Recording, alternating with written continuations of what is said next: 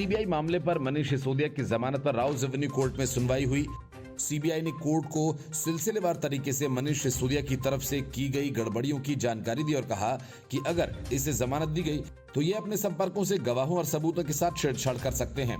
Court में सुनवाई के दौरान मनीष सिसोदिया के वकील दयाल कृष्णन ने कहा कि मोबाइल फोन सीज हो चुका है, अन्य फोन सेट्स को लेकर हम जवाब दे चुके हैं।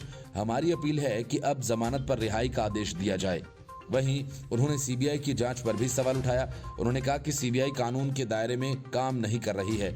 सीबीआई को जो डिवाइस मिले हैं उसमें सीधे तौर पर मनीष के खिलाफ कुछ नहीं मिला है। सिसोदिया के वकील ने कहा कि एलजी की सीबीआई को जांच सौंपे जाने के दिन मोबाइल फोन बदला जाना सिर्फ एक इत्तेफाक है। सीबीआई के वकील डीपी सिंह ने कोर्ट में दलील देते हुए कहा कि मनीष सिसोदिया के पास 18 मंत्रालय थे, उनको सारी जानकारी थी। सीबीआई ने मनीष सिसोदिया के वकील की दलील का विरोध करते हुए कहा कि आबकारी मामले में एक्सपर्ट कमेटी की रिपोर्ट को रवि धवन ने तैयार किया था। वही रवि धवन आबकारी मामले की रिपोर्ट देखकर डिस्टर्ब हो गए। इस मामले में सीधे तौर पर लोगों को फायदा पहुंचाना था। इसके अलावा सीबीआई की ओर से दलील देते हुए कहा गया कि आबकारी मामले में मनीष सिसोदिया ने पहले रवि धवन को हटाया और राहुल सिंह को लेकर आए। उसके बाद आबकारी नीति में बदलाव किए गए। उसके बाद आबकारी नीति बनाकर कुछ लोगों को फायदा पहुंचाया गया। मामले में एक्सपर्ट कमेटी में काम करने वाले राहुल सिंह ने 3 बड़े कानूनविदों के सुझाव आबकारी नीति के मामले में शामिल किए।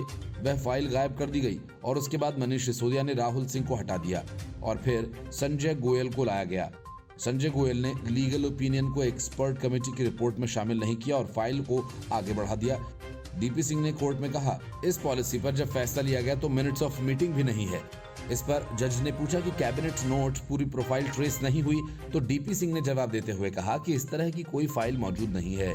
सीबीआई के वकील ने कहा कि मनीष सिसोदिया के कहने पर ये बदलाव किए गए। दिल्ली आबकारी मामले में जब सरकार आबकारी नीति में बदलाव कर रही थी तो प्राइवेट पार्टी ने 3 बड़े कानूनविदों से सुझाव लिए थे।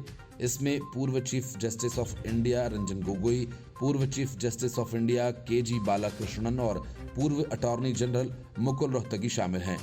सीबीआई ने कहा कि इन 3 बड़े कानूनविदों से सलाह ली गई थी। उन्होंने आगे कहा कि दरअसल 2021 के उन अहम 4 महीनों में चैट हो रही थी और इसलिए बार बार फोन बदल रहे थे, क्योंकि यह एकमात्र विभाग नहीं था जिसे वे संभाल रहे थे। जब तक उसकी अनियमितताओं का पता नहीं चला तब तक वह एक संत बने रहे। सीबीआई ने कोर्ट से कहा कि मनीष सिसोदिया को जमानत न दी जाए, क्योंकि अगर मनीष सिसोदिया को जमानत दी जाती है तो सीबीआई की जांच प्रभावित होगी। मनीष सिसोदिया एक प्रभावी व्यक्ति हैं और अगर वह जमानत पर बाहर आते हैं तो वह गवाहों और सबूतों के साथ छेड़छाड़ कर सकते हैं। Report, news of India.